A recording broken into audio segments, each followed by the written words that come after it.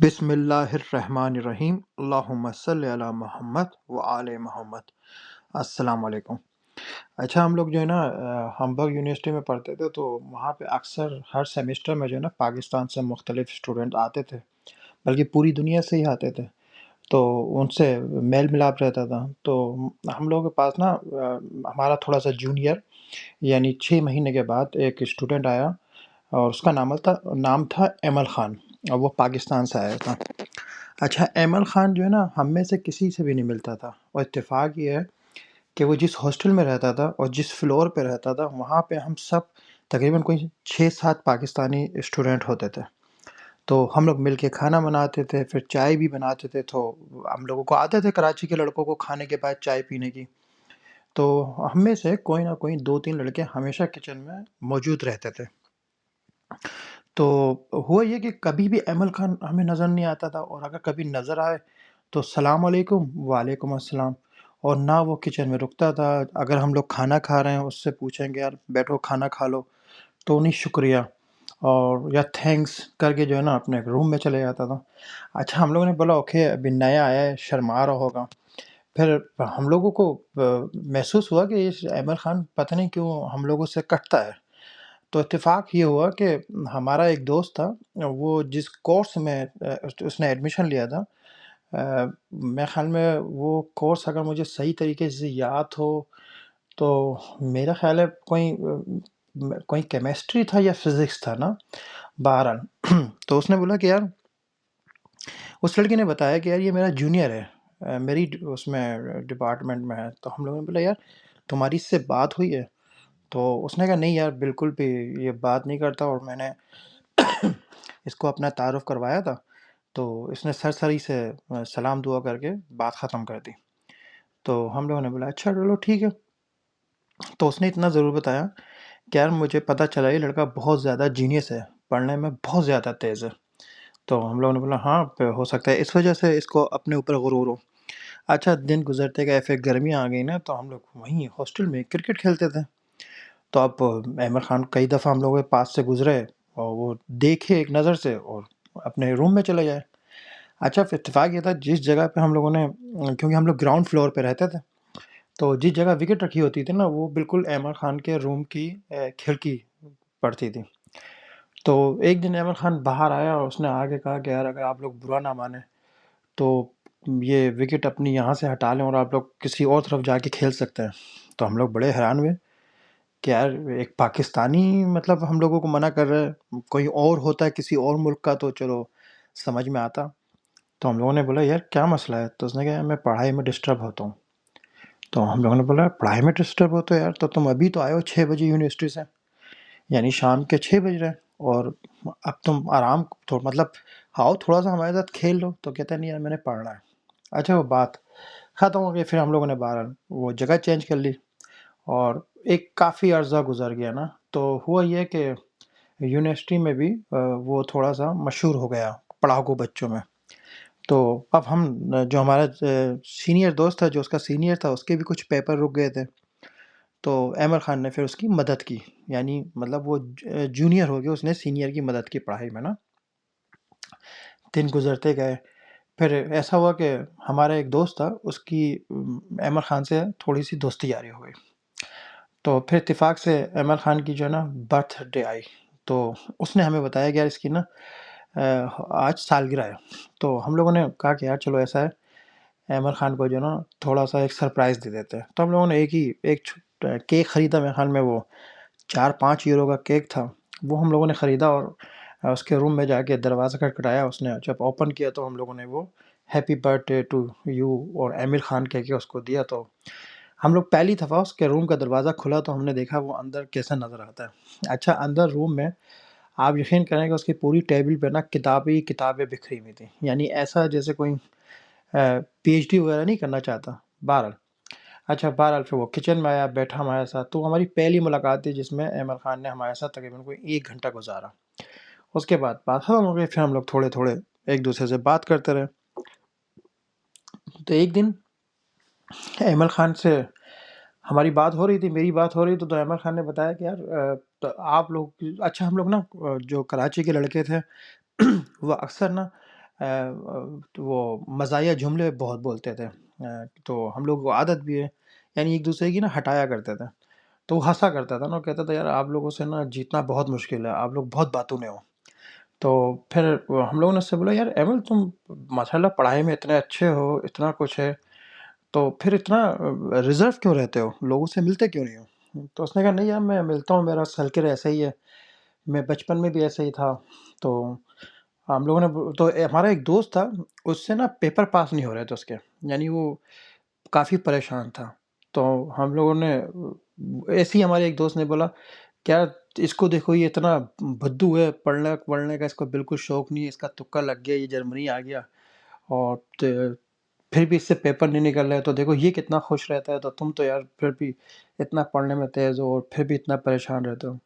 تو احمد خان کو نا فوراً غصہ آ گیا، اور احمد خان نے پہلی دفعہ غصے میں مجھ سے کہا کہ تم اس کو بدھو کیوں بول رہے ہو، تم خود بدھو ہو گے، پڑھائی تو سب کچھ نہیں ہوتی ہے، اگر کوئی پڑھائی میں بہت زیادہ تیز ہو اور پڑھنے لکھنے میں اچھا ہو تو اس کو کیا مقصد ہے کہ وہ زندگی میں سب کچھ پا لے گا۔ اچھا اب ہم لوگ جو ہے نا بڑے حیران ہوئے کہ ہونا تو یہ چاہیے تھا کہ ایمل خان اس کی باتوں میں ہاں کرتا، کیونکہ یہ تو سارا کچھ کریڈٹ ایمل خان کی لائف میں جا رہا تھا کہ ایمل خان پڑھاؤ کو تھا۔ اچھا بات ختم ہو گئی، تو پھر ہم لوگوں نے ایک دن، میں ایمل خان کے ساتھ بیٹھا ہوا تھا تو کچھ باتیں ہونے لگیں، تو میں نے کہا ایمل خان کوئی ایسی چیز ہے کہ جو تم چھپاتے ہو لیکن تم نے بتایا ہی نہیں آج تک؟ تو کہتا ہے یار ہر کسی کی زندگی میں کچھ ایسا ہے جو وہ چھپاتا ہے، اور میرے ساتھ تو یار عجیب سی ایک بات ہے، میں اپنے لیے نہیں پڑھ رہا، میں کسی کو ہرانے کے لیے پڑھ رہا ہوں۔ تو ہم لوگوں نے بولا کہ اچھا، میں نے اس سے کہا کہ یار ہرانے کے لیے یہ کیا بات ہو گئی؟ تو اس نے کہا کہ یار میری والدہ جو ہے نا وہ ایک ہمارا جو پورا گھر جو ہے نا، ہمارا خاندان، ہم لوگ میرے ابو، چچا، ماموں، تایا، سب لوگ جو ہے نا ڈاکٹر ہیں۔ ہم لوگ اپنے گاؤں سے لے کے پشاور سے لے کے اسلام آباد، ہم لوگ ٹھیک ٹھاک مالی طور پہ مستحکم فیملی ہیں۔ ہمارے خاندان کے لوگ اسمبلیوں میں ہیں، ہمارے خاندان کے لوگ بیوروکریٹ ہیں۔ تو ایسا ہوا کہ ہمارے یہاں جو شادیاں ہیں نا وہ بھی خاندان میں ہی ہوتی ہیں، یعنی ہمارے یہاں اگر خاندان میں تم ایسا سمجھو کہ ایک لڑکا ہے اور دو لڑکیاں ہیں، تو دونوں لڑکیاں جو ہے نا اس لڑکے کے ساتھ شادی کر دی جاتی ہے۔ تو میں بڑا حیران ہوا، میں نہیں یار، بولتا ہے ہاں آج بھی ہمارے یہاں ایسا ہے۔ تو اس نے بتایا کہ میری والدہ جو ہے ان کی ایج میرے والد سے 15 سال بڑی ہے۔ جب میرے والد 20 سال کے تھے تو میری والدہ 35 سال کی تھی۔ تو میرے دادا نے ان کی شادی جو ہے نا میری امی سے کر دی، اس وجہ سے کہ عمر نکل رہی تھی، اور اس دور میں اتنی ایج ہو جانا بہت بڑا ایک مطلب دھپا سمجھا جاتا تھا خاندان میں کہ کوئی لڑکی بیٹھی ہوئی ہے۔ تو میرے والد صاحب اس وقت پڑھ رہے تھے کیڈٹ کالج میں، تو ان کو بلایا گیا اور بلا کے ان کی شادی کر دی گئی۔ تو میری امی اور میرے ابو کا بالکل بھی کوئی رابطہ نہیں رہا، وہ ہمیشہ میرے ابو پشاور میں پڑھتے تھے، میری امی گاؤں میں رہتی تھیں۔ تو اس نے بتایا کہ پھر میں جو ہے نا ایک دن ہوا یہ کہ میں پیدا ہو گیا۔ تو اس نے کہا کہ جس دن میں پیدا ہوا تو میری امی کی عمر تقریباً کوئی 37 سال تھی، اور میرے ابو اس وقت کوئی 22-23 سال کے تھے۔ تو ان کے میں پڑھا لکھا یعنی بڑا ہوا دادا ابو کے پاس، اور وہ جو ہمارا پورا گاؤں تھا وہی ہمارا، مطلب وہ سارا ہمارا ہی تھا، ہماری پرائمری اسکول تھے۔ اور اس نے کہا پھر یہ ہوا کہ میں اپنی والدہ کے پاس بڑا ہوا۔ تو میری والدہ جو ہے وہ اپنے خاندان میں پڑھی لکھی نہیں تھی، تو میں بھی پرائمری اسکول میں گیا تو میرے کو پڑھنے کا بالکل بھی شوق نہیں تھا، اور میرے سے پڑھا نہیں جاتا تھا، اور میں ہمیشہ جو ہے نا کبھی ترقی پاس ہوتا تھا، کبھی مطلب نمبر بہت برے آتے تھے۔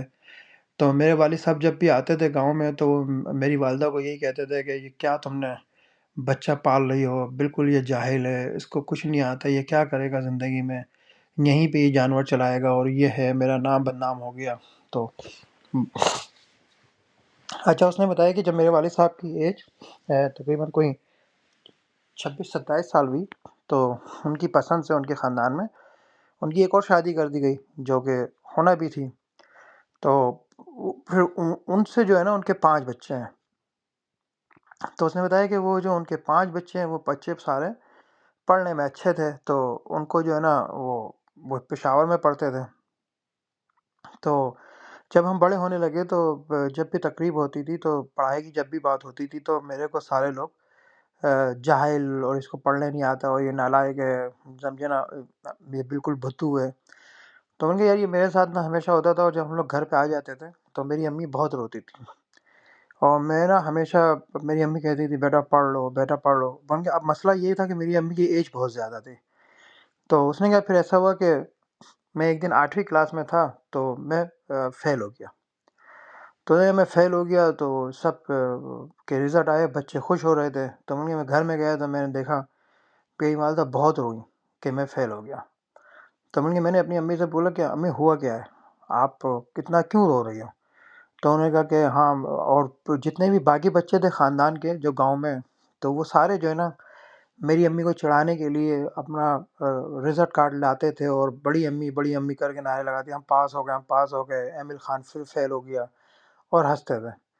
تو پھر وہ یہ کہ اور میرے دادا جو نانا وغیرہ تھے وہاں پہ، وہ بھی مجھے جو ہے نا اتنا پیار نہیں دیا کرتے تھے. یعنی مجھے بڑا محسوس ہوتا تھا کہ میں کیونکہ پڑھائی میں اچھا نہیں ہوں اس لیے میری کوئی ویلیو نہیں ہے.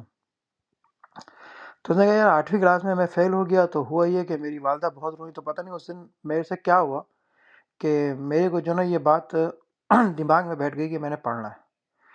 تو اس نے کہا، میں نے اپنی امی سے وعدہ کیا اچھا آپ نہ روئیں، آپ رونا بند کر دیں، تو آج سے میں جو ہے نا بہت پڑھا کروں گا، اور پھر آپ دیکھیے گا میں ہر دفعہ جو ہے نا بہت اچھے نمبروں سے پاس ہوں گا.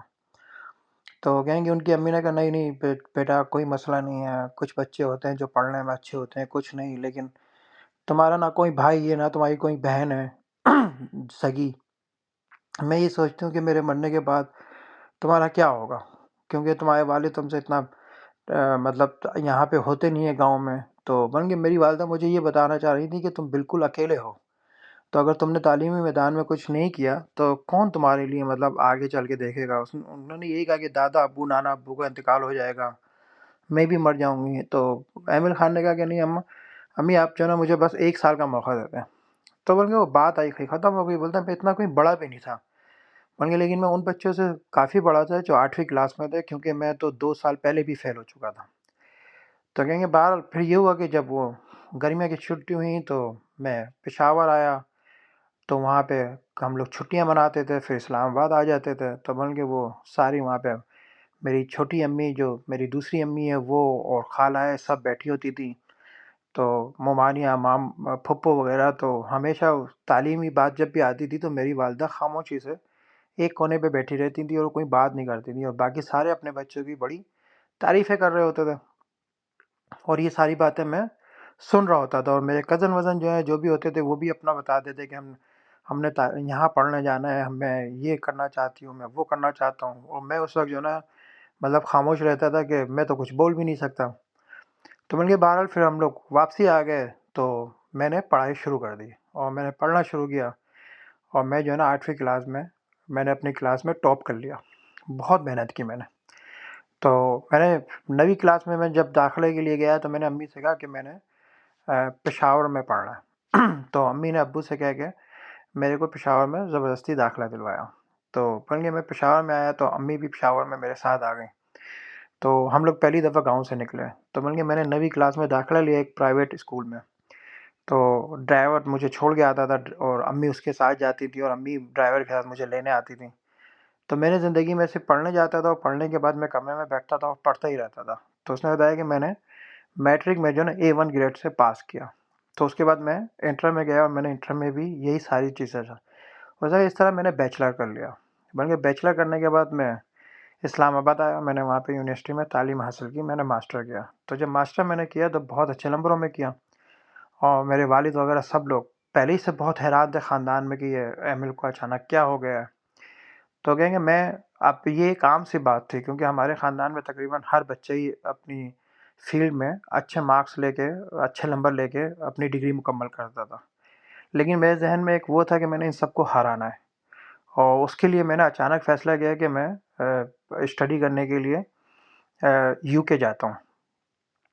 تو اس نے کہا میں نے یو کے کا اسٹڈی ویزے کے لیے میں معلومات کر رہا تھا. تو اتفاق یہ تھا کہ میری کلاس یونیورسٹی میں اسلام آباد میں ایک لڑکا تھا، وہ پڑھنے کے لیے جرمنی آ رہا تھا.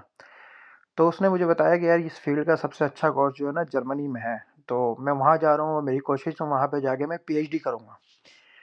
تو بول کے میرے ذہن میں فوراً یہ آیا کہ ہمارے خاندان میں آج تک کسی نے پی ایچ ڈی نہیں کی ہے۔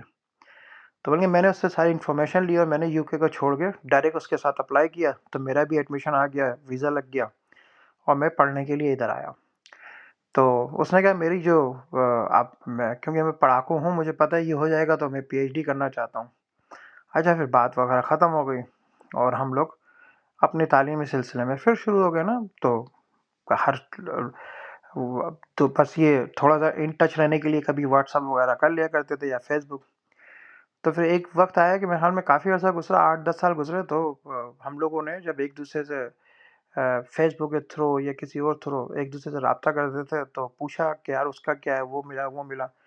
تو جو ہمارا سینئر دوست تھا جو عامر خان کے ساتھ ہوتا تھا، اس نے بتایا ہم لوگوں کو کہ یار وہ عامر خان نے پی ایچ ڈی کر لی ہے، اور وہ جو ہے نا پی ایچ ڈی میں اس نے بہت اچھے نمبر سے کی، اور ہماری پروفیسر نے اس کو وہاں پر یونیورسٹی میں جاب کی آفر کی ہے، اور ہو سکتا ہے کہ وہ وہاں پہ جاب کر رہا ہو۔ اچھا، بہرحال یہ بھی ہم لوگوں کو پتہ چلا، بات ہے کہ ختم ہو گئی۔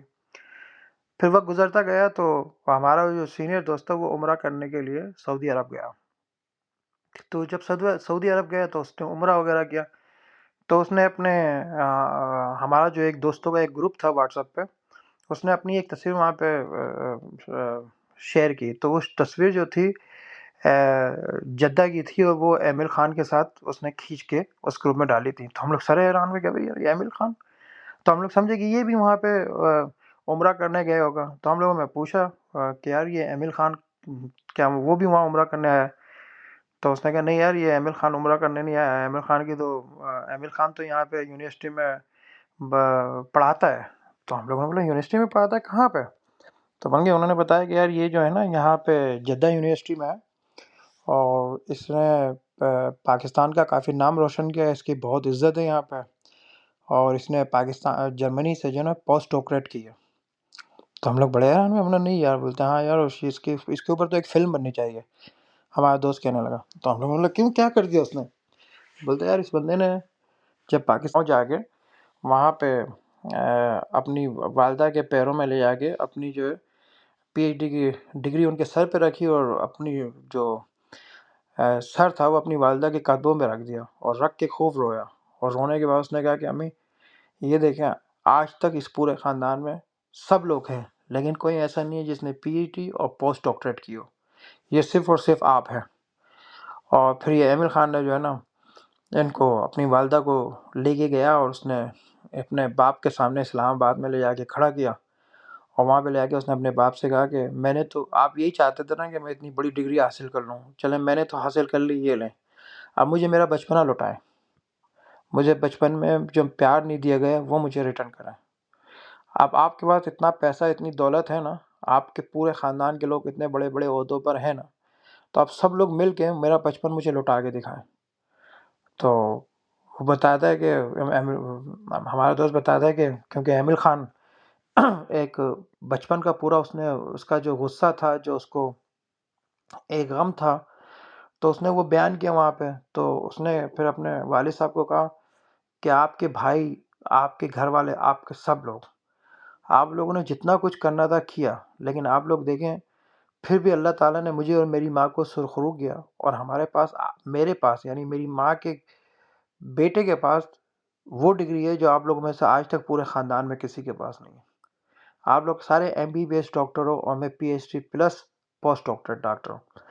اچھا، وہ بتایا تھا کہ پھر وہ عامر خان نے بتایا کہ پھر اس کی خاندان میں وہ لوگ شادی کرنا چاہتے تھے، تو وہ کئی لڑکیاں، ظاہر بات ہے یہ تو بہت بڑی ویکینسی تھی خاندان کے لیے، تو اس نے عامر خان نے فوراً وہاں پہ منع کیا، اور اس نے اپنی والدہ کو لے کے جدہ آیا، اور جدہ میں اس کے ساتھ ایک لڑکی تھی جو اس نے اسلام قبول کر لیا تھا، اور وہ جرمن سے تھی، جو اس کے ساتھ یونیورسٹی میں پڑھتی رہی ہے یا پڑھاتی رہی ہے، اور بن گئے ان دونوں نے وہاں، وہ دونوں جدہ یونیورسٹی میں جاب کرتے تھے، اور اس لڑکی نے اسلام قبول کرنے کے بعد عامر سے شادی کر لی تھی۔ تو خاندان میں اس کے والد صاحب نے بڑا احتجاج کیا کہ ہمارے خاندان میں شادیاں باہر نہیں ہوتی۔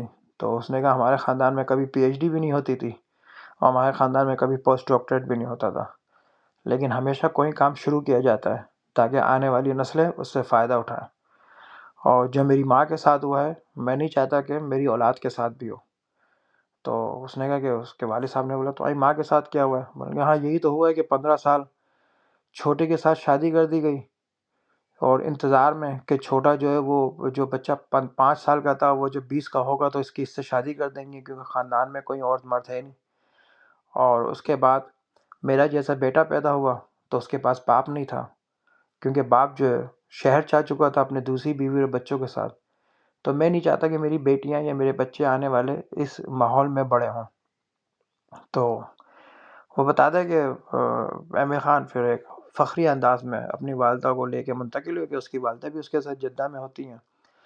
اور وہ بتاتا ہے کہ تقریباً ہر جمعے کو وہ لوگ عمرہ کرنے جاتے ہیں، یعنی کیونکہ سعودی عرب میں جمعے کو چھٹی ہوتی ہے. تو بتاتا ہے کہ صبح ہی عامر خان اپنی والدہ کو اور بیوی کو گاڑی میں بٹھا کے یہ مدینے کی طرف روانہ ہو جاتے ہیں، اور یہ وہاں پہ مسجد نبوی وغیرہ نماز پڑھتے ہیں، اور نماز پڑھنے کے بعد یہ وہاں سے مکے کی طرف روانہ ہو جاتے ہیں. اور وہ بتا رہا تھا کہ شام کے ٹائم یہ لوگ آرام سے وہاں پہ اپنا ویکینڈ گزار کے پھر آتے ہیں. تو میں نے کہا کہ یار دیکھو، اور یہ بھی ایک زندگی ہے کہ اللہ تعالیٰ جب چاہے جس کو چاہے جیسے چاہے عطا کر دے، لیکن وہی بات ہے کہ محنت کرنی ہوتی ہے. اور عامر خان نے محنت کی، اس نے اپنی ساری جو خواہشات تھیں وہ ایک طرف رکھ دی، اور اس نے ایک ہی خواہش پہ کام کیا، اور وہ تھا اس کا کہ اسٹڈی میں نمبر 1 ہونا.